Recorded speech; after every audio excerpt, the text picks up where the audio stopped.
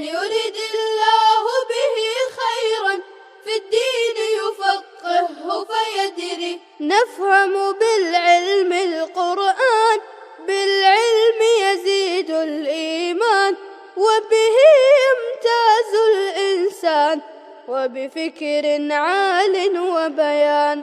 بسم الله الرحمن الرحيم. الحمد لله رب العالمين والعاقبة للمتقين والصلاة والسلام على سيد الأنبياء والمرسلين سيدنا وحبيبنا وحبيب رب العالمين محمد وعلى آله وأصحابه ومن هدى بهديه إلى يوم الدين. سب سے پہلے حدیث مبارک وقد ورد فی الصحیحین البخاری ومسلم قول الرسول صلی اللہ علیہ وسلم ان هذا القرآن انزل على 7 احرف فقرؤوا ما تيسر منه. صحیحین میں ہے بخاری اور مسلم، نبی کریم صلی اللہ علیہ وسلم کا یہ فرمان نقل فرماتے ہیں ان هذا القرآن انزل على 7 احرف کہ یہ قرآن کریم 7 احرف پر نازل ہوا. فقرؤوا ما تيسر منه تو اس میں سے جو تمہارے لیے آسان ہو تم اس میں پڑھ لیا کرو. تو قرآن کریم میں اللہ کے رسول صلی اللہ علیہ وسلم نے اس روایت میں 2 چیزیں بیان فرمائی. ایک تو یہ بیان فرمایا کہ 7 احرف میں نازل ہوا، یعنی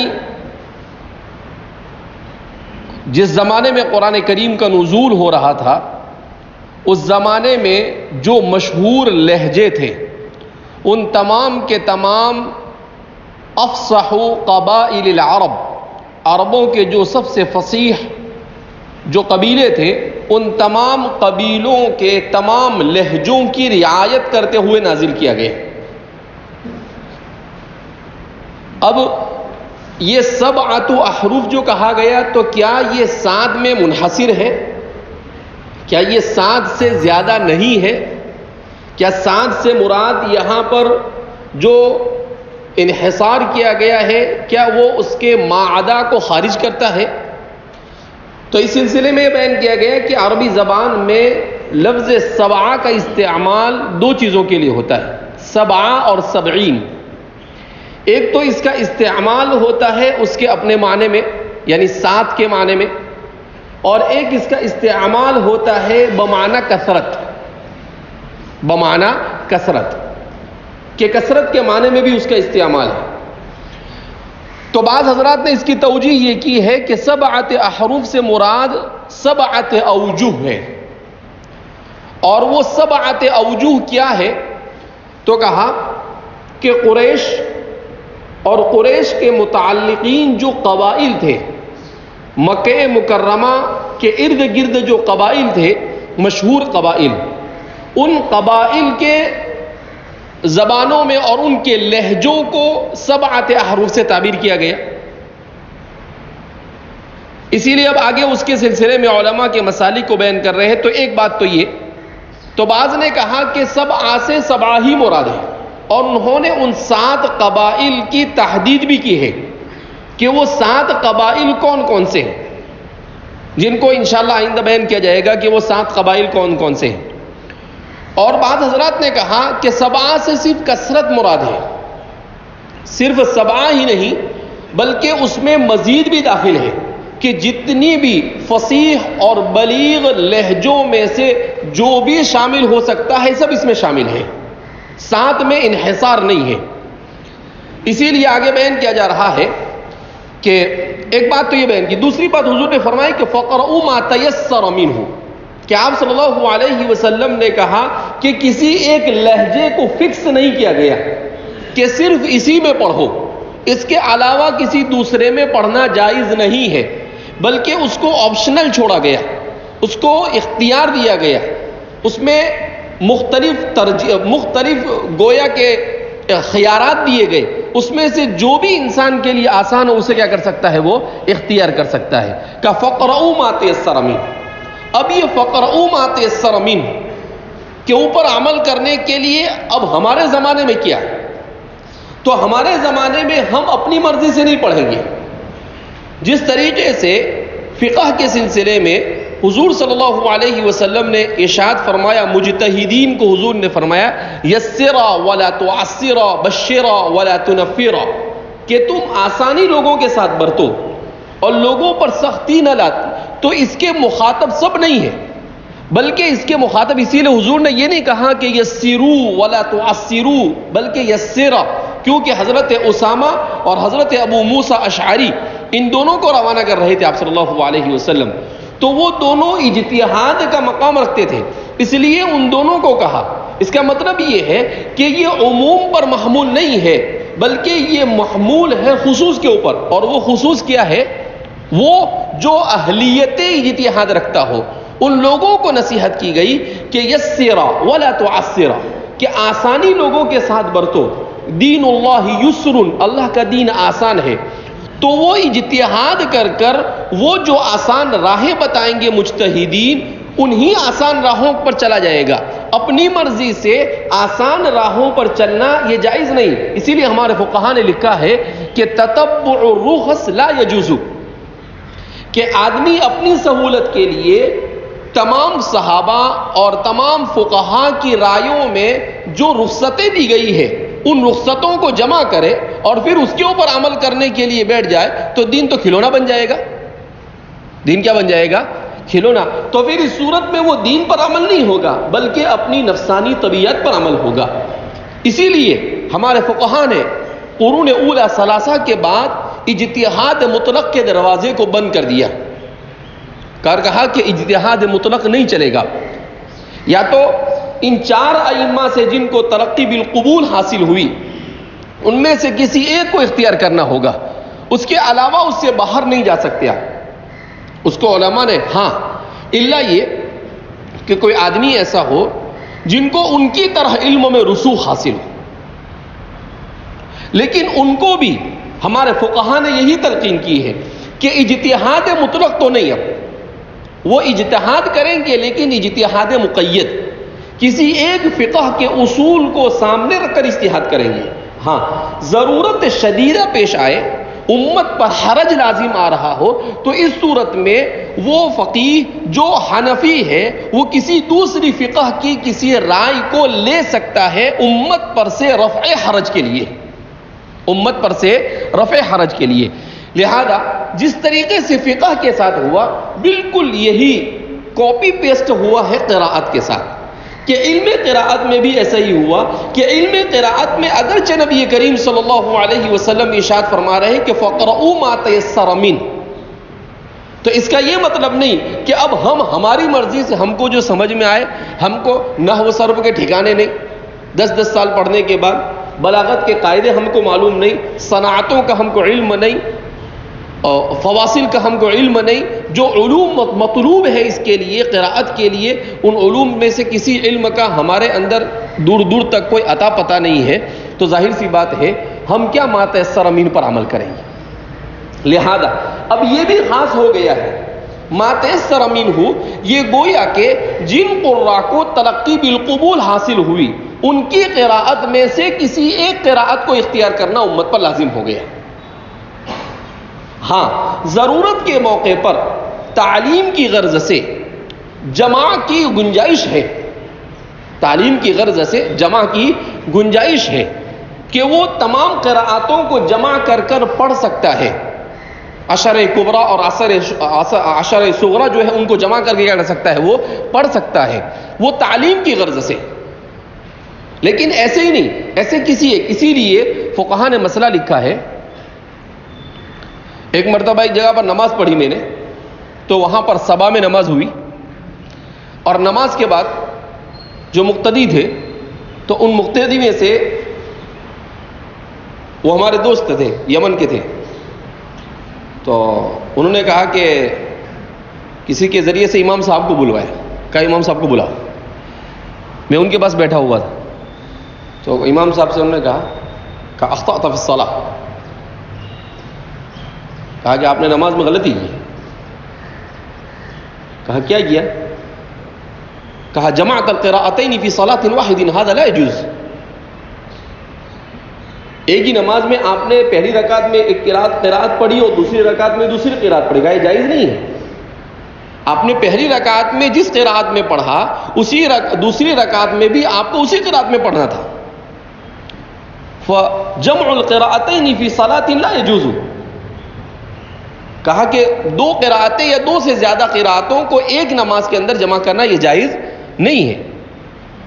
بہرحال انہوں نے کہا کہ معذرت میں چاہتا ہوں، آئندہ میں اس کا کیا کروں گا، خیال رکھوں گا. تو جیسے فقہ میں ایک پر عمل کر کے آپ دوسرے کی طرف نہیں جا سکتے، ایسے ہی قرات میں بھی کہ ایک پر آپ عمل کریں گے. تو جیسے فقہ میں اللہ رب العزت نے تلقی بالقبول سے 4 فقہ کو نوازا، اسی طریقے سے قراءت میں اللہ رب العزت نے قراءت 7 اور اس کے بعد 3 اور اس کے بعد دوسرے 4، اس طریقے سے کل 14 ہے قراءتیں ہیں جس کو تلقی بالقبول حاصل ہوئی. ان 14 قراءتوں میں سے کسی ایک قراءت کو جو آپ کے علاقے میں پڑھی جاتی ہے، اس قراءت کے اندر میں عوام الناس کو، عوام میں وہ سب شامل ہے جو اپنے فن کی باریکی کو نہیں جانتے. ہم بھی عوام میں آ گئے. اب وہ کہیں کہ ہم تو بخاری اور مسلم پڑھتے ہیں، ہم کیسے عوام میں آ گئے؟ اس لیے آ گئے کہ ہم اس درجے تک نہیں پہنچے ہوئے. پڑھنے اور پڑھانے والے سب ہم اس درجے تک نہیں پہنچے ہیں جس درجے تک قراءت کے تیسیر کے اختیار کرنے کے بارے میں نبی کریم صلی اللہ علیہ وسلم کیا فرما رہے ہیں، ارشاد فرما رہے ہیں. تو ہم قانون میں پڑھنا چاہے، اگر ہم کو قانون کی ساری روایتوں کا علم ہے، اس کے قواعد کا، اس کے اصول کا، اس کے ضوابط کا علم ہے تو ہم پڑھ سکتے ہیں. ورنہ بغیر قواعد کے علم کے آپ نے سن لیا ایک مرتبہ کہ قاری صاحب پڑھ رہے فلا صدق ولا صلی ولکن کذب وتولى ثم ذهب الى اهله. اب آپ کو کچھ پتہ نہیں کون سی قرات، آپ نے صرف اتنا سنا کہ آخر میں انہوں نے کیا کیا ہے، امالہ کیا ہے، اس کو مجہول پڑھا ہے. آپ نے بھی ویسے پڑھنا کیا کر دیا، شروع کر دیا. اور پھر کسی نے پوچھا کون سی قرات میں پڑھا، معلوم نہیں، سنا تھا میں نے ایسا. تو کہا کہ یہ جائز نہیں. آپ کو سمجھ کر اس کو کس کی قراءت ہے، کس کی روایت ہے، کس کا طریق ہے، ان سب چیزوں کو جاننے کے بعد آپ کیا کر سکتے ہیں، اس کو پڑھ سکتے ہیں. تو اسی طریقے سے فقرؤوا ما تیسر پر اب عمل. اب جیسے پوری دنیا میں مسلمان آباد ہیں، عام طور پر جو قراءت پڑھی جا رہی ہے 90% وہ روایت حفص عن عاصم، اس کو تلقی بالقبول حاصل ہو دوسری روایتوں کے مقابلے میں. چاہے حرمین میں دیکھو، آپ کہیں بھی چلے جاؤ، روایت حفص عن عاصم میں پڑھا جاتا ہے. ہاں بعض چھوٹے چھوٹے ممالک ہیں، بعض افریقی ممالک ہیں جہاں پر قالون کی قراءت پڑھی جاتی ہے. بعض علاقے ہیں مغرب اور موروکو میں، وہاں پر ورش کو پڑھا جاتا ہے. تو بعض جگہیں ہیں جہاں پر ان قراءتوں کو، جیسے فقہ حنفی پر عام طور پر عمل ہو رہا ہے، مگر بعض جگہ پر فقہ مالکی کے پر عمل ہو رہا ہے، بعض پر فقہ شافعی پر عمل ہو رہا ہے. اسی طریقے سے عام طور پر روایت حفص عن عاصم کو پڑھا جاتا ہے، لیکن بعض مخصوص مقامات پر دوسری قراءتوں کو کیا کیا جاتا ہے، پڑھا جاتا ہے. تو وہ وہ ان کے لیے ماتیسر امین. ورنہ عام امت کے لیے اس وقت کیا ہے، روایت حفص عن عاصم کیا ہے، ماتیسر امین ہے. تو فرماتے ہیں کہ اس سلسلے میں اس کی توجیح کرتے ہوئے فقہاء علماء نے کیا لکھا ہے، ذهب اکثر علماء السلف الى ان المقصود بالسبعة في الحديث الحصر وارادوا حقیقت العدد. کہا کہ علماء السلف کی ایک بڑی جماعت اس جانب گئی ہے کہ 7 سے مراد جو حدیث میں ہے وہ حصر ہے، یعنی 7 ہی کیا ہے، مراد ہے. وارادوا حقیقت العدد، اور اس سے حقیقت العدد مراد ہے، جیسا کہ میں نے اس سے پہلے آپ کو بتایا. لیکن اختلفوا فی تعیینها، البتہ اس کی تعیین میں اختلاف ہوا کہ وہ 7 کون سی روایتیں. واشهر الاراء في هذا القول رأیان، اور اس میں سب سے مشہور رائے 2 ہے. الرأی الاول، پہلی رائے، انها 7 لغات من لغات العرب، کہ 7 احرف سے مراد لغات عرب میں سے 7 لغات ہیں، لغات عرب میں سے 7 لغات ہیں. وليس معنى ذلك ان في الحرف الواحد 7 اوجه، لیکن اس کا یہ مطلب نہیں ہے کہ ہر حرف میں 7 وجوہ پائی جاتی ہو. فہذا ما لم يسمع به قط، ایسا تو کبھی کسی سے سنا گیا نہیں کہ ایک ایک حرف کے اندر میں 7 مرتبہ پڑھا جاتا ہو. وانما المراد بذلك، بلکہ اس کی مراد یہ ہے، انه نزل على 7 لغات متفرقة في جميع القرآن من لغات العرب، کہ قرآن کریم یہ 7 لہجوں میں نازل، متفرق لہجوں میں نازل ہوا، مگر ان سب لہجوں کو قرآن کریم جو جمع کرتا ہے تو اختلاف جہاں پر ہوگا وہاں پر اس اوجہ کو ظاہر کیا جائے گا، ہر جگہ پر اختلاف ظاہر ہوتا نہیں ہے۔ اسی لیے ہمارے قرآن نے لکھا ہے کہ ہر جگہ پر قرات مشکل سے 10 سے 15% اختلاف پایا جاتا ہے، ورنہ 80 سے 85% قرآن کریم کے تلاوت میں اتفاق پایا جاتا ہے تمام قاریوں کے۔ یہاں پر بہت کم جگہ پر ایسا ہے جہاں اختلاف پایا جاتا ہے۔ فَيَكُونُ بَعْضُهُ نَزَلَ بِلُغَةِ قُرَيْشِ، اس کا بعض وہ ہے جو لغت قریش میں، وَبَعْضُهُ بِلُغَةِ حُزَيْل، قبیل حزیل جو مکہ مکرمہ سے قریب میں واقع تھا، ان کی لغت میں، وَبَعْضُهُ بِلُغَةِ حَوَازِن، اور بعض جگہ پر لغت حوازن کا اختلاف ہوتا تھا لغت قریش کے ساتھ، تو اس کے مطابق وَبَعْضُهُ بِلُغَةِ أَهْلِ الْيَمَنِ، اور اہل یمن کی لغات، چونکہ یمن یہ وہاں مکہ مکرمہ سے کافی دوری پر واقع تھا۔ وَكَذَلِكَ سَائِرُ اللُّغَاتِ وَمَعَانِيهَا فِي هَذَا كُلِّهِ وَاحِدَةٌ، تو کہا کہ اس کے علاوہ جتنی لغات اس وقت رائج تھی اور فصیح تھی، اسی لیے کہتے ہیں کہ بنو سعد جس کے بارے میں نبی کریم صلی اللہ علیہ وسلم نے خود فرمایا کہ ایک مرتبہ آپ صلی اللہ علیہ وسلم نے مختصر اور جامع اور بہت فصیح و بلیغ خطبہ دیا، یہاں تک کہ حضرات صحابہ عش کرنے لگ گئے، تو اللہ کے رسول صلی اللہ علیہ وسلم کا چہرہ دیکھنے لگے کہ کیسی زبان بولی آپ نے، چونکہ وہ اہل لسان تھے، ان کو مزہ آ گیا کہ کتنی پیاری زبان بولی۔ تو آپ صلی اللہ علیہ وسلم نے کہا هل تعلمون، کیا تمہیں معلوم ہے، ربیت فی بنی سعد، کہ میری تربیت بنو سعد میں ہوئی، میری تربیت کہاں پر ہوئی ہے؟ بنو سعد میں۔ آپ صلی اللہ علیہ وسلم بنو سعد، یہ طائف سے آگے چلتے ہوئے نجران کی طرف جاتے ہوئے ایک جگہ ہے جہاں پر قبیلے بنو سعد رہا کرتا تھا، وہاں پر آپ صلی اللہ علیہ وسلم کا بچپن گزرا۔ حضرت حلیمہ سعدیہ رضی اللہ تعالیٰ عنہ، وہ بعد میں آ کر اللہ کے رسول صلی اللہ علیہ وسلم کے ہاتھوں مسلمان بھی ہوئی تھی مدینہ منورہ میں، جیسا کہ روایتوں سے معلوم ہوتا ہے، تو وہ بھی اس کے اندر میں شامل ہیں۔ تو یہ لوگ جو اپنے بچوں کو بھیجتے تھے تربیت کے لیے، ایسے ہی فصیح ماحول کی طرف بھیجا کرتے تھے تاکہ بہترین زبان سیکھ کر بچہ آئے۔ فقط جعلوا، والرأی الثانی، دوسری رائے، تو یہ پہلی رائے کہ 7 سے مراد کیا ہے؟ 7 ہی قبائل۔ فقط جعلوا، دوسری رائے کیا ہے؟ انہا 7 انواع من القراءات، کہ قراءت کی 7 انواع مراد ہے۔ فقد جعلوا مثلا من اختلاف حركة الإعراب بابا أو نوعا من الأحرف السبعة، فقد قرأ ابن مسعود ما هذا بشر برفع بشر بدلا من نصبها في القراءة المشهورة ما هذا بشرا۔ اچھا، اب کیا بیان کر رہے ہیں؟ بعض حضرات نے یہ کہا کہ 7 احرف سے مراد کیا ہے، تو کہا کہ نحو، صرف، علوم عربیہ کے قاعدے کے اعتبار سے کبھی کوئی اختلاف ہوتا ہے، کبھی بلاغت کے قاعدے کے اعتبار سے کوئی اختلاف ہوتا ہے، کبھی صرف کے قاعدے کے اعتبار سے کوئی اختلاف ہوتا ہے کہ کوئی اس کو باب نصرہ سے سمجھ رہا ہے، کوئی اس کو باب ضربہ سے سمجھ رہا ہے، کوئی اس کو باب فتحہ سے سمجھ رہا ہے، کوئی اس کو باب سمیعہ سے سمجھ رہا ہے، تو اس باب کا اختلاف، تو کبھی باب کا اختلاف، وہ اختلاف پایا جاتا ہے، تو کہا کہ یہ اس سے مراد یہی اختلاف ہے۔ عربی قواعد کے اعتبار سے جو اختلاف ہے وہ مراد ہے، قبائل والا اختلاف مراد نہیں ہے، بعض حضرات کا یہ کہنا ہے۔ اسی لیے انہوں نے مثال کے طور پر پیش کیا، جیسے قرآن کریم میں سورہ یوسف کی آیت نمبر 31 میں ہے ما ھذا بشرا، تو روایت حفص عن عاصم میں کیا پڑھا جاتا ہے؟ ما ھذا بشرا، مگر ما ھذا بشر، یہ حضرت عبداللہ بن مسعود رضی اللہ تعالیٰ عنہ کی قرات میں، کہ وہ ما ھذا بشرا نہیں پڑھتے تھے، بلکہ کیا پڑھتے تھے؟ ما ھذا بشر۔ کیوں ما ھذا بشر پڑھتے ہیں نصب کی جگہ پر؟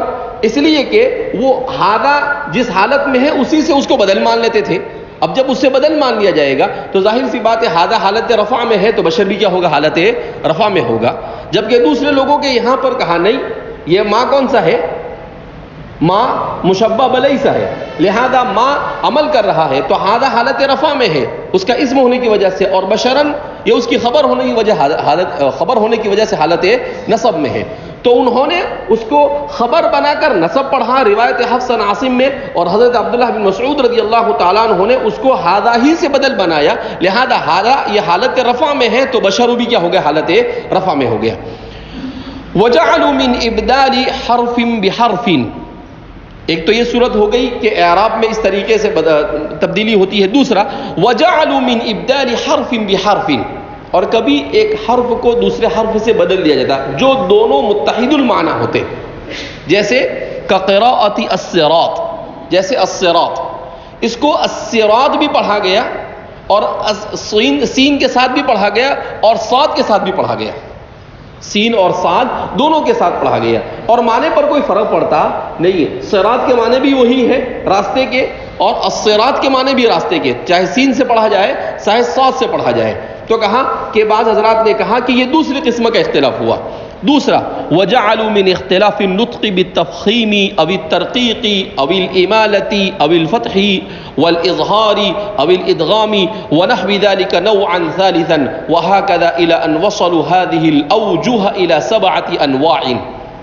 تو اوپر ہم نے پڑھا نحو کا اختلاف، پھر اس کے بعد حروف کا اختلاف، یہ آپ یوں کہہ سکتے ہیں کہ صرفی اختلاف کہہ سکتے ہیں. اور دوسرا وَجَعَلُوا مِنْ اخْتِلَافِ النُّطْقِ بِالتَّفْخِيمِ، اس کے بعد تجوید والا اختلاف کہ کسی کو تفخیم کے ساتھ پڑھا، اسی کو کسی نے ترقیق کے ساتھ پڑھا، کسی نے امالے کے ساتھ پڑھا، اور کسی نے فتح کے ساتھ پڑھا، کسی نے اظہار کے ساتھ، کسی نے ادغام کے ساتھ پڑھا. کہا کہ ان سارے قواعد کے اختلاف کو بعض حضرات نے ساتھ کے اوپر لے جا کر کہا کہ اس سے مراد یہ ہے، قبائل والا اختلاف مراد نہیں ہے. والصحیح قول السلف، البتہ کہا کہ پہلی بات یہ کیا ہے، زیادہ صحیح ہے، جمہور کا رجحان اسی کا ہے. فکثیر من لغات العرب التي عدت لغات هي في الحقيقة لغات فرعية تعود الى لغة واحد. کہا کہ بہت ساری عربی زبان کے بہت سارے لہجے تھے، وہ اگرچہ متعدد شمار کیے جاتے تھے مگر حقیقت کے اعتبار سے، اصول اور جذور کے اعتبار سے ایک ہی ہوتے ہوں. فهي مهما كثرت وتعددت، چاہے وہ کتنا ہی اس کے اندر میں آپ توسع کرتے جائیں اور کتنی ہی اس کے اندر میں بڑھاتے چلے جائیں. جیسا کہ میں نے کہا کہ راویوں اور طرق اور قراءتوں سب کو اگر ملایا جاتا ہے تو تقریباً 1000 قراءتیں ہوتی ہیں. کتنی قراءتیں ہوتی ہے؟ 1000 قراءتیں ہوتی ہیں. تو فرما رہے ہیں کہ اس پہلی صورت میں یہ ساری چیزیں ممکن ہے، دوسری صورت میں یہ ممکن نہیں ہو سکتا ہے. اسی لیے جمہور کا رجحان اس جانب ہے کہ مہما کثرت وتعددت يمكن ارجاعها الى 7 لغات اصلیۃ. تو اس کو اصل جو 7 لغات ہیں ان میں سے کسی ایک کی طرف اس کی نسبت کرنا کیا ہوگا، ممکن ہو سکے گا، مگر یہ قواعد والی صورت کے اندر میں یہ ممکن ہو سکے گا نہیں. فیکون المقصود بالاحرف السبعۃ هذه اللغات السبع، تو اس سے مقصود یہ 7 لغات اور 7 لہجے ہیں جو مکہ مکرمہ اور اس کے ارد گرد جو عرب رہتے تھے وہ لوگ بولا کرتے تھے. وَيُمْكِنُ أَن يَكُونَ الْمَقْصُودُ بِهَا 7 وُجُوهٍ عَامَّةٍ مِّنَ الْقِرَاءَات، اور اس کا امکان بھی ہے کہ اس سے وجوہ عامہ قراءات 7 جو ہمارے درمیان رائج ہے وہ اس سے مراد ہو. اس کا امکان بہت کم ہے. اس کا امکان کیا ہے؟ بہت کم ہے. کیوں؟ اس لیے کہ صرف 7 نہیں ہے قراءت متواترہ یہ 14 تک ہے. تو اگر اس کو قراءت کے اندر میں منحصر کیا جاوے تو پھر مسئلہ ہوگا، پھر وہ کون سی 7؟ کیونکہ دوسری 7 کا مسئلہ آ جائے گا. پھر اس میں حالانکہ اس کے ذریعے سے بھی قراءت کرنے سے نماز کیا ہو جاتی ہے، تجوز بہ الصلاۃ. تو اگر وہ صحیح نہ ہوتی تو اس کے ذریعے سے نماز صحیح ہوتی نہیں. لہذا اس بنا پر زیادہ صحیح یہی ہے کہ جو بھی قراءت اختیار کی جاوے وہ ان 7 قبائل میں سے کسی ایک قبیلے کے لہجے کے ان کے لہجوں میں سے کسی لہجے کے ساتھ کیا ہوتی ہو، وہ ملتی ہوئی ہو. وذكر ابن قتيبة أنه كان من تيسير القرآن لأمة القرآن في أول نزوله أنه سبحانه أمر رسوله صلى الله عليه وسلم بواسطة جبريل بأن يقرئ كل قوم بلغتهم وما جرت عليه عادتهم. فالهزيلي مثلا يقرأ حتى حين لأنه هكذا يلفظ بها ويستعملها، والأسدي يقرأ تعلمون وتعلم وتسود وجوه يقرأها جميعها بكسر التاء لا بفتحها. والتميمي يهمز ويقرأ فؤاد أم موسى، والقرشي لا يهزم فيقرأ فؤاد أم موسى. تو کیا فرماتے ہیں ابن قتیبہ، یہ غریب الحدیث اور غریب القرآن کے بہت بڑے امام مانے جاتے ہیں. انہوں نے کتابیں لکھی ہے غریب القرآن اور غریب الحدیث. 15 20 سال لگائے ابن قتیبہ نے ایک ایک کتاب کے لکھنے میں، ایک ایک جلد میں. بڑی محنتیں کی انہوں نے.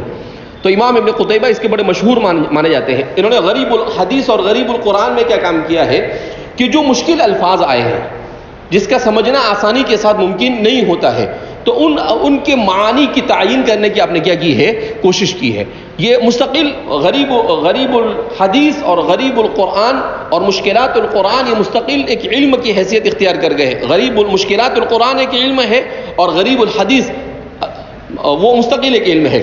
تو امام ابن قتیبہ چونکہ اس کے ماہر ہے تو وہ کیا فرماتے ہیں کہ یہ اللہ رب العزت نے سبعۃ احرف کے جو امت میں رائج کیا, کہاں یہ کیوں کیا, اس کی حکمت اور اس کی مصلحت کیا ہے, تیسیراً, امت پر آسانی کے لیے.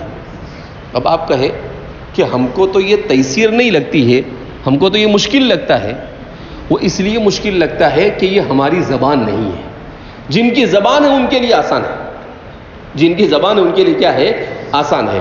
تو ہماری زبان نہیں ہے. اب ظاہر سی بات ہے ہم اگر اردو بول رہے ہیں, اب اگر ہم کو یہ کہا جاوے کہ مراٹھی میں سبق پڑھاؤ تو نہیں پڑھا سکتے.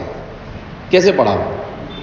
نہ آپ سمجھیں گے نہ میں سمجھوں گا, نہ بولنے والا سمجھے نہ سننے والا سمجھے.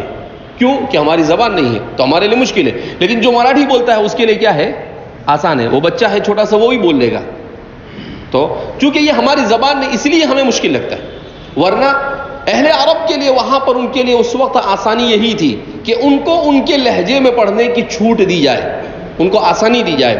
اسی لیے فرما رہے ہیں کہ اللہ کے رسول صلی اللہ علیہ وسلم کو حضرت جبریل علیہ السلام کے واسطے سے یہ حکم دیا گیا تھا کہ آپ تمام قبائل کو اجازت دے دیں کہ وہ آپ اپنے لہجے میں جو بھی آسانی ہو اس میں پڑھیں. تو اسی لیے فرماتے ہیں کہ قبیل حذیل جو تھا وہ حتی حین کو حتی حین نہیں پڑھ سکتا تھا. وہ حتی کو عطا بولتے تھے. وہ حتی کو کیا بولتے تھے؟ عطا. تو وہ ان کو یہ نہیں کہا کہ نہیں کچھ بھی ہو جائے, عطا کے علاوہ دوسرا حتی کے علاوہ کچھ پڑھنے کا ہی نہیں, تو وہ ان کے لیے مشکل ہو جاتا. تو اس لیے ان کے لیے سہولت عطا حین پڑھنے میں تھا. تو ان کو کہا کہ آپ لا بس آپ عطا حین کیا کر سکتے ہو, پڑھ سکتے ہو. معنی کے اوپر کوئی اس سے فرق پڑتا نہیں. لأنه هكذا يلفظ, اسی لیے حتی حین, یہ حتی ویسے بھی بہت مشکل ہے. اسی لیے امام فرہ فرماتے تھے اموت وفی قلبی حتی, میں مر جاؤں گا اور میرے دل میں حتی کے بارے میں دغدغہ باقی رہے گا. نفت العرب پڑھتے تھے ہم لوگ تو اس کے اندر میں امام فرہ کا یہ جملہ لکھا ہوا ہے کہ حتی کے بارے میں امام فرہ فرمایا کرتے تھے اموت وفی قلبی حتی, کہا کہ یہ حتی اتنی بڑی مصیبت ہے کہ میں مر جاؤں گا لیکن مجھے سمجھ میں نہیں آئے گا. کہا کیوں؟ کہا کہ یہ فعل پر آتا ہے تو نصب بھی دے دیتا ہے, اسم پر آتا ہے تو کبھی اس کو جر دے دیتا ہے, کبھی اسم پر آتا ہے تو معطوف بن جاتا ہے, حرف عطف بن جاتا ہے, کبھی کیا بنتا ہے. کہا سمجھ میں نہیں آتا ہے کہ یہ اس کی اصل روپ اس کا کیا ہے, اس کا اصل روپ کیا ہے وہ سمجھ میں آتا. کہا وَمُوتُ فِي قَلْبِي حَتَّى, مر جاؤں گا لیکن میرے دل میں حتیٰ کے بارے میں دغدغہ رہ جائے گا. تو مولانا زاہد صاحب پڑھاتے ہم کو نفت العرب, تو وہ پڑھتے تھے حتیٰ چوچو کا مربع ہے. کیا بولتے تھے وہ, حتیٰ یہ کیا ہے, چوچو کا مربع ہے. انہیں سمجھ میں نہیں آتا کہ یہ کیا ہے. بہرحال لأنه هكذا يلفظ بها ويستعملها والأسدي يقرأ تعلمون. کہا کہ قبیل اسد, قبیل بنو اسد, یہ جزیرۃ العرب کا ایک مشہور قبیلہ تھا, فصیح اور بلیغ قبیلہ تھا. تو اس سے فتحہ نہیں پڑھا جاتا تا کے اوپر, تعلمون نہیں پڑھ سکتے وہ, تو وہ تعلمون کو پڑھتے تعلمون. حالانکہ کہیں پر بھی علامت مضارع کے اوپر کسرہ ہوتا نہیں ہے, لیکن ان کا لہجہ ایسا تھا, ان کی زبان میں ایسے ہی بولا جاتا تھا, اس کے علاوہ وہ بول نہیں سکتے تھے. تو ان کو یہ نہیں مکلف کیا گیا کہ اے تعلمون پڑھنے کا, تیلمون بیلمون چلے گا نہیں. کہا نہیں بھیا پڑھ, مگر پڑھ. تو کہا تعلمون و تعلمو و تسود وجوہ, تسود وجوہ نہیں پڑھتے وہ, کیا پڑھتے وہ, تسود وجوہ. یقرأها جمیعها بکسر التاء لا بفتحها. کہا کہ جہاں پر بھی علامت مضارع آتی ہے وہ اس کو کسرے کے علاوہ دوسرا کچھ پڑھ ہی نہیں سکتا ہے, تو اس کو چھوٹ دے دی گئی. ارے بھیا تو تیرے لہجے میں پڑھ, مگر پڑھ, پڑھنا مت چھوڑ. والتمیمی یحمز ویقرأ فؤاد ام موسیٰ, قبیل بنو تمیم بڑا مشہور قبیلہ تھا, یہ بھی اہل عرب کا. تو وہ کیا فرماتے ہیں کہ وہ فؤاد ام موسیٰ، اسی لیے علم صرف کا قاعدہ ہے کہ اگر حمزہ بیچ کلام میں واقع ہو اور وہ ساکین ہو اور اس سے پہلے فتحہ ہو تو اس کو فتحے کے مطابق واو سے بدلنا بھی جائز ہے اور حمزہ کو باقی رکھنا بھی جائز ہے. دونوں کا جواز بیان کیا ہے. محموز کے قواعد میں اس کو کیا کیا گیا ہے، ذکر کیا گیا ہے. تو یہاں پر دونوں قاعدے وہ چل رہے ہیں. فؤاد ام موسیٰ بنو تمیم کے کہنے کے مطابق، اور قریش کہتے ہیں کہ کوئی فؤاد یہ حمزہ کیوں پڑھنے کا، اس کو نہیں پڑھنے کا، اس کو واو سے بدلو، چلو فؤاد ام موسیٰ. تو وہ لوگ کیسے پڑھیں گے، اس کو فؤاد پڑھیں گے. اب وہ جہاں پر بھی آئے گا سؤال آیا تو وہ اس کو کیا پڑھیں گے، سوال پڑھیں گے. اور تمیم والے کیا پڑھیں گے، سؤال پڑھیں گے. تو تمیم والوں سے کہا گیا کوئی بات نہیں، ارے بھیا تو حمزہ پڑھ لے. اور قریش سے کہا کہ بھئی تو کیا پڑھ لے، واو پڑھ لے، مگر پڑھنے سے کسی کو چھٹکارا نہیں ہے. وَلَوْ أَنَّ كُلَّ فَرِيقٍ مِّنْ هَؤُلَاءِ أُمِرَ أَن يَزُولَ عَن لُغَتِهِ وَمَا جَرَى عَلَيْهِ اعْتِيَادُهُ طِفْلًا وَشَابًا وَكَهْلًا لَاشْتَدَّ ذَلِكَ عَلَيْهِ وَعَظُمَتِ الْمِحْنَةُ فِيهِ وَلَمْ يُمْكِنْهُ الْقِرَاءَةُ بِلَهْجَةِ قُرَيْشٍ إِلَّا بَعْدَ رِيَاضَةٍ لِلنَّفْسِ طَوِيلَةٍ وتذليل للسان وقطع للعادة فأراد الله برحمته ولطفه أن يجعل له متسعا في اللغات ومتصرفا في الحركات لتيسيره عليهم في الدين. کیا فرما رہے ہیں، کتنی اچھی بات فرما رہے ہیں کہ وَلَوْ أَنَّ كُلَّ فَرِيقٍ مِّنْ هَؤُلَاءِ أُمِرَ أَن يَزُولَ عَن لُغَتِهِ، کہا کہ ہر فریق سے یہ کہا جاتا ہے، ہر قبیلے والے سے، کہ تیرا لہجہ ویجہ چلے گا نہیں، سیدھا جیسا نازل ہوا ویسا پڑھنے کا. اگر ایسا بولا جاتا کہ تو ان کے بچوں کے لیے، ان کے جوانوں کے لیے اور ان کے بوڑھوں کے لیے بڑے مسائل کھڑے ہو جاتے ہیں. بڈھا تو پڑھ ہی نہیں سکتا تھا، اس لیے کہ وہ کیوں، لأنه صار كهلا على لهجته، وہ تو اپنی زبان بولتے بولتے سارا بڈھا کیا ہو گیا، وہ بڈھا ہو گیا. اب اس کی زبان ظاہر سی بات ہے گم ہی نہیں سکتی تھی. بچہ بھی اپنے ماحول کے اندر میں اسی لہجے میں سیکھا ہے، تو ظاہر سی بات ہے اس کو اس کا اپنا لہجہ چھوڑا کر یہ لہجہ سکھانا، کوئی ایک لہجہ سکھانا کیا ہو جاتا، مشکل ہو جاتا. کا وعظمت المحنہ، بڑی مصیبت ان کے لیے ہو جاتی ہے. تو اور ان کے لیے ایک ہی قریش کی زبان میں پڑھنا ریاضت نفس، یعنی بہت بڑی محنت کا کیا ہوتا، متقاضی ہوتا. اور زبان کا موڑنا بھی ان کے لیے کیا ہوتا، ممکن نہیں ہوتا. اور ان کو اپنی عادت چھوڑانا یہ بھی ممکن بہت مشکل ہوتا. تو اللہ رب العزت نے اپنی رحمت اور اپنے لطف سے ان کے لیے سہولت اور آسانی کر دی. یہ صرف ان کے لیے نہیں، سب کے لیے سہولت ہو گئی. بہانہ تو وہ بنے مگر سہولت سب کے لیے ہو گئی. اسی لیے حضرات صحابہ کرام رضوان اللہ تعالیٰ عنہم اجمعین نبی کریم صلی اللہ علیہ وسلم سے جو دین پوچھتے تھے تو صحابہ، اسی لیے تو صحابہ کو اللہ نے معاف کر دیا کہ انہوں نے اس دین کو آسان کرنے میں بہت بڑا کردار ادا کیا. دین کو آسان کرنے میں صحابہ کیا کہتے تھے، بہت بڑا کردار ادا کرتے تھے.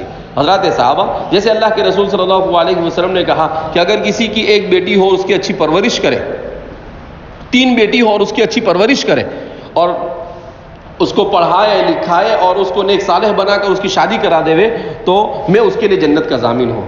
تو حضرت عائشہ فرماتی ہے اور اگر کسی کی 2 ہو تو کہا اس کے لیے بھی، پھر بولتے اگر 1 ہو تو کہا اس کے لیے بھی. یہ دین کیا ہو گیا، آسان ہو گیا. تو صحابہ کیا کرتے تھے، دین میں آسانی پیدا کرنے کا کیا بنتے تھے، ذریعہ بنتے تھے.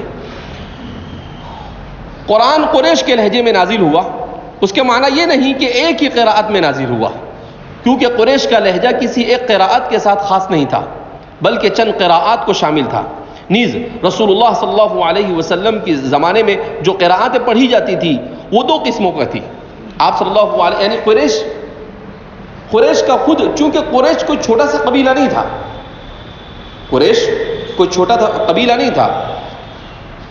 ایک تھے عدنان اور ایک تھے قحطان.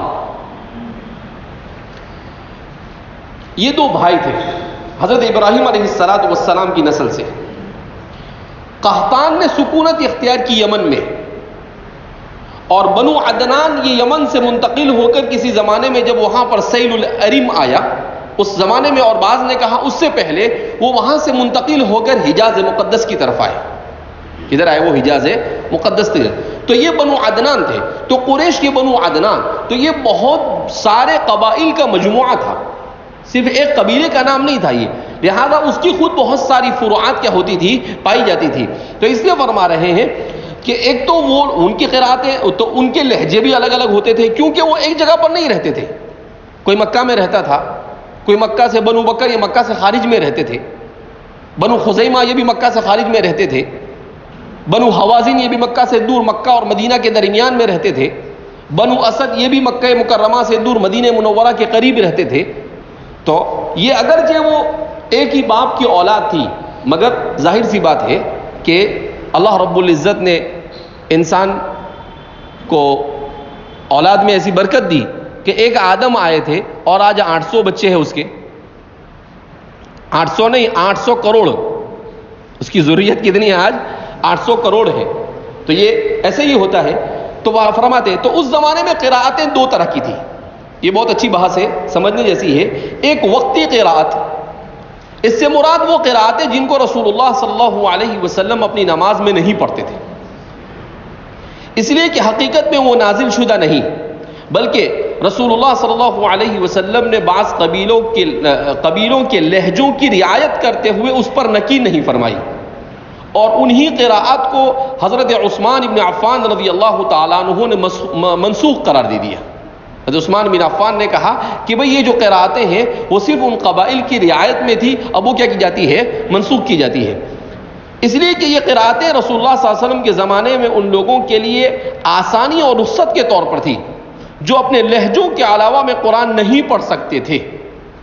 جیسے شراب کا نزول ہوا تو بتدریج ہوا، ایسے ہی قرآن کریم کے پڑھنے کے لیے بھی ان کو عادی بنانا تھا. تو کیسے بنایا گیا ان کو؟ بتدریج. کہا پہلے ابھی تمہارے لہجے میں پڑھ لو، پھر اس کے بعد حضرت عثمان کا زمانہ ہے، کہا کہ بس اب اپنا لہجہ چھوڑو، اب جو جس کے اوپر اتفاق کیا جا رہا ہے اسی کو آپ کو پڑھنا پڑے گا. اور اس رخصت کو حضرت عثمان رضی اللہ تعالیٰ عنہ کے دور میں ختم کر دیا گیا، کیونکہ لوگ قرآن کو اس قراءت میں پڑھنے کے عادی ہو گئے تھے جس میں رسول اللہ صلی اللہ علیہ وسلم تلاوت کیا کرتے تھے.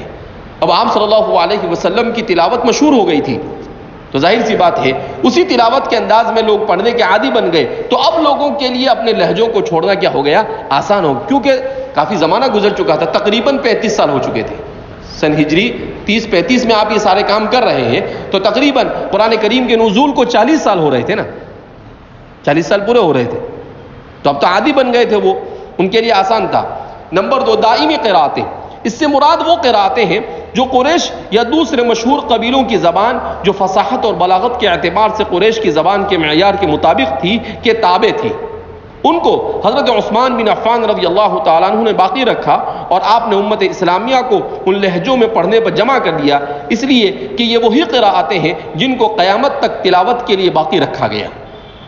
اور ان قراءتوں کو قرآن کے ان نسخوں میں مدون کر دیا گیا جو آج کل ہمارے درمیان ہے، قراءت 7 اور قراءت 10 کے تحت، کہ یہ وہی نسخے ہیں جن کو زید بن ثابت رضی اللہ تعالی عنہ نے جمع کیا تھا، اور حضرت عثمان بن عفان رضی اللہ تعالی عنہ کے دور خلافت میں مدینہ سے دوسرے شہروں کی طرف بھیجے گئے تھے، جن کو مصاحف عثمانیہ بھی کہا جاتا ہے.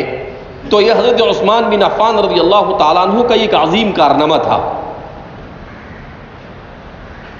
جس انسان نے پوری امت کو اختلاف سے بچانے کے لیے کیسی محنتیں کی، وہ انسان خود بیچارہ اختلاف کے بھیٹ چڑھ گیا. جس انسان نے، یہ دنیا میں ایسے ہی ہوتا ہے انسانوں کے ساتھ، اختلاف سے امت کو بچانے کے لیے کیسی محنت کی کہ ساری قراءتوں کو بھی یہ ہے قراءت منسوخ قراءتیں. اسی کو کہتے ہیں اللہ کے رسول صلی اللہ علیہ وسلم کے اصحاب کے بارے میں ابن مسعود فرماتے ہیں اعمقهم علما، ان کے پاس کتابیں نہیں تھی مگر علم میں عمق تھا. آج کتابوں کے ڈھیر لگے ہوئے ہیں مگر علم میں کوئی عمق نہیں، نہ وسعت علم میں، نہ گہرائی علم میں. یہ انسان کی فطرت ہی ایسی ہے. اپنے بھی کوئی بنو اسرائیل کو بولتے رہتے ہیں نا برا بھلا، اپنے بھی اس سے کم نہیں ہے. اس کو بھی من و سلوہ اتنا اچھا مل گیا تھا، تو کیا بولتا ہے کہ ایک کے ایک ٹیسٹ مزہ نہیں آتا ہے. ریڈی میڈ مل گیا تھا نا اس کو، تو ریڈی میڈ میں مزہ نہیں آیا. اور موسیٰ علیہ السلام پہلے بارے میں ہے نا، کیا کہا موسیٰ علیہ السلام نے؟ وہ کون سے یستبدلون الذی هو ادنی بالذی هو خیر. حضرت موسیٰ علیہ السلام غصہ بھی ہوئے ان کے اوپر. یہ غصہ ہے موسیٰ کا. یستبدلون الذی هو ادنی بالذی هو خیر. ہاں ایسے تھوڑی ہوں گے یستبدلون الذی هو ادنی بالذی هو خیر. ان کو غصے میں بولا ہوگا انہوں نے. بولا لا اچھا مل رہا ہے اس کے بدلے میں بوگس مانگ رہا ہے. تیرا دماغ کام کرتا ہے کہ نہیں؟ کھوپڑے میں بھیجا ہے کہ بھوسا ہے؟ ایسا بولا ہوگا انہوں نے اس کو. کہا اللہ تیرے کو من و سلوہ کھلاتا ہے, پرندے کا گوشت کھلا رہا ہے, تیرے کو شہد کا اور بادام اور پستہ کا حلوہ, وہ شہد کے اندر میں آتا تھا سلوہ, تو وہ تیرے کو کھلا رہا ہے, اور تو کیا مانگا؟ من بقلیہا و قثائہا و فومیہا و عدسیہا و بصلیہا, سب بدبو مارنے والا. تو کہا ذرا تو مانگتا تو کچھ اچھا مانگتا, ایسا مانگتا کہ بھئی گوشت دو ہم کو, بکرے کا گوشت دو, بڑے کا گوشت دو, چھوٹے کا گوشت دو, کباب دو, ایسا کچھ مانگتا. شامی کباب دو, سیخ کباب دو, چکن 65 دو, اور کون سی پتہ نہیں کیا کیا کھاتے ہیں یہ, کڑھی کھچڑی دو. تو کہا کہ کوئی اچھا نہیں مانگا, نہیں دال چاول مانگا. نہیں دال چاول تو مانگ لیا تھا انہوں نے. تو انہوں نے کوئی, یہ پیچھے سب کھانے والی کمپنی ہے نا, اس لیے اپنی فطرت اور اپنی طبیعت کا مظاہرہ کر رہی ہے. تو بہرحال حضرت موسیٰ علیہ السلام نے ان کو کہا کہ بھائی یہ ایسا کیوں مانگتا ہے؟ پیاز مانگتا ہے, لہسن مانگتا ہے, کہ جس کو کھانے کے بعد حضور نے فرمایا کہ من اکل بصرا فادفعوه الى البقیع, کا بقیع تک کے دھکا مار کے چھوڑ کے آؤ اس کو. کہا کہ پیاز کھا کے ہماری مسجد میں آنے وانے کا نہیں تھا. تو بہرحال کیا فرماتے ہیں کہ حضرت عثمان بن عفان رضی اللہ تعالیٰ عنہ نے کیا کیا؟ امت کو ایک قراءت کے اوپر جمع کیا, اور امت کو اختلاف سے آپ نے بچانے کی کیا کی کوشش کی کہ کسی طریقے سے امت قراءت واحدہ پر کیا ہو جاوے, مجتمع ہو جاوے. اور بہرحال حضرت عثمان بن عفان رضی اللہ تعالیٰ عنہ کا انتہائی عظیم یہ کارنامہ تھا, ورنہ بعد میں امت بڑے مسائل کا شکار ہوتی. اس امت کو پتہ ہی نہیں چلتا کہ قراءت موقتہ کون تھی اور قراءت دائمہ کون تھی.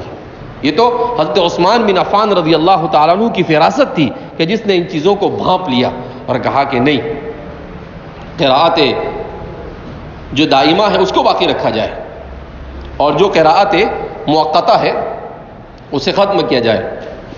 ابھی قراءت دائمہ کو باقی رکھنے کے بعد متواتر 14 تک پہنچ رہی ہے, تو اگر قراءت موقتہ باقی ہوتی تو کہاں پہنچتی؟ قاریوں کے لیے اور بڑی مشاکل اور پریشانی کیا ہو جاتی, کھڑی ہو جاتی. بہرحال اس طریقے سے علم قراءت کے سلسلے میں, چونکہ علم قراءت بڑا دلچسپ فن ہے, اور علم قراءت سے ہم کو دلچسپی اپنے کو ہونی بھی چاہیے. اس لیے بھی ہونی چاہیے کہ یہ علم تفسیر کا ایک جز ہے. یہ کیا ہے؟ علم تفسیر کا ایک جز ہے. اگر آپ تفسیر پڑھ رہے ہیں تو آپ کو قراءت کے بارے میں معلوم ہونا چاہیے کہ بھئی قراءت کیا ہے. جیسے نحو صرف کے بارے میں معلوم ہے, اگرچہ بہت سارے پڑھ کر آنے کے بعد بھی ان کو کچھ آتا نہیں, یہ ان کا اپنا زوال ہے. کیا 8-8 10-10 کتابیں پڑھنے کے بعد بھی اس کو ابھی پوچھے تو فاعل بھی نہیں سمجھتا, مضاف الیہ بھی نہیں سمجھتا ہے. اب محنت یہ نہیں کرتے, پڑھتے یہ نہیں, اور پھر لوگ کیا کہتے ہیں کہ مدرسے کے اندر میں پڑھاتے, تیرا بابا تھا اس کو تو کھلا پیلا کے پڑھا, لیکن ابھی یہ کیا ہے؟ جاء حمارا صغیرا ورجع حمارا سمینا کبیرا. اس کو کوئی کیا کر سکتا ہے؟ دیکھو, آپ کے دماغ میں اور آپ کے دل میں کوئی علم بھر نہیں سکتا ہے. یہ تو انسان کے اپنے اوپر ہے کہ انسان کیسے محنت کرتا ہے اور کیسے سیکھتا ہے. بہت سارے تو اتنے کیا کہتے ہیں, ہمارے گجراتی زبان میں تو اس کو بولتے ہیں نپھت, یعنی اتنے ڈھیڑ ہوتے ہیں کہ کچھ نہیں آنے کے بعد بھی اس کو کمال سمجھتے. آتا کچھ نہیں, اور کیا سمجھتے کہ آپ نے بہت بھاری کام کیا. بولے 8 سال تک مدرسے میں رہی اور کچھ نہیں آیا. کتنے سال تک؟ 8 سال مدرسے میں رہے, کیا ہے؟ کچھ نہیں. بولے کہاں گئے تھے؟ کہیں نہیں. کیا لائے؟ کچھ نہیں. ایسے ہی. بہرحال ایسے لوگوں کے لیے مسئلہ ہے, لیکن ایسے لوگ پریشان رہتے ہیں. حضرت قاری صدیق صاحب ماندوی نور اللہ مرقدہ فرمایا کرتے تھے کہ جو آدمی مدرسے میں رہ کر پڑھتا نہیں ہے، محنت نہیں کرتا ہے، وہ اور مدرسے کا کھا پی کر بڑا ہوتا ہے، مدرسے کی زندگی کے بعد کی اپنی زندگی جب اس کی شروع ہوگی تو وہ جتنے سال مدرسے کا فری میں کھایا ہے اور پڑھا نہیں ہے، کم سے کم اتنے سال تو اس کو روزی روٹی اور فاقے سے دوچار ہونا پڑے گا۔ حضرت نے کہا ہے، اور میرے سامنے بہت ساری مثالیں ایسے لوگوں کی، میں نام بنام بول سکتا ہوں، کہاں کا بچہ، کون بچہ، کیسا، اور اس کے ساتھ کیسے حالات ہے۔ بالکل یہ حقیقت صادقہ ہے جو حضرت نے بیان کی، تجربات کی روشنی میں بیان کی۔ بہرحال اس بات پر متنبہ کرنا ضروری ہے کہ یہ قراءت قرآن کی ہر آیت میں نہیں ہوتی ہے، بلکہ بعض معین صورتوں اور معین آیتوں ہی میں فرق ہوتا تھا۔ اسی وجہ سے سورہ فاتحہ کی آیت مالک یوم الدین اور ملک یوم الدین صرف ان دو قراءتوں میں پڑھی جاتی ہے، اور دوسرے اور اس کے علاوہ اور کچھ آگے نہیں۔ اب آپ ایسا کریں کہ مالک یوم الدین ہے، ملک یوم الدین ہے، اس کو کچھ اور بھی بناؤ تو کہا کہ نہیں، ملوک یوم الدین پڑھو، تیرا بابا کا چوپڑا ہے کیا پڑھے گا؟ کہا کہ نہیں، جو منقول ہے اس سے ہٹ نہیں سکتے ہیں۔ اسی طریقے سے یعرشون سورہ اعراف میں ہے، اس کو صرف دو قراءتوں میں پڑھا جاتا ہے، را کے کسرے اور ضمے کے ساتھ، یعرشون اور یعرشون۔ وہی اختلاف، ابواب کا اختلاف۔ کسی نے کہا عرشا یعرشو، باب ضرب یضرب سے، تو وہ پڑھیں گے یعرشون، اور کسی نے کہا عرشا یعرشو، باب نصر ینصر، تو وہ کیا پڑھیں گے یعرشون۔ تو یہ اختلاف کون سا پایا گیا؟ اختلاف۔ بہرحال علم قراءت کے سلسلے میں یہ جو ہم جاننے کی کوشش کر رہے ہیں وہ اسی لیے جاننے کی کوشش کر رہے ہیں کہ اس فن کو علم تفسیر سے مناسبت ہے تو ہمیں کچھ نہ کچھ اس کی بنیادی معلومات سے واقف ہونا چاہیے۔ اللہ رب العزت ہم سب کو جو کچھ سنا، جو کچھ کہا، ان سب کو اچھی طرح سے یاد رکھنے کی توفیق مرحمت فرمائے۔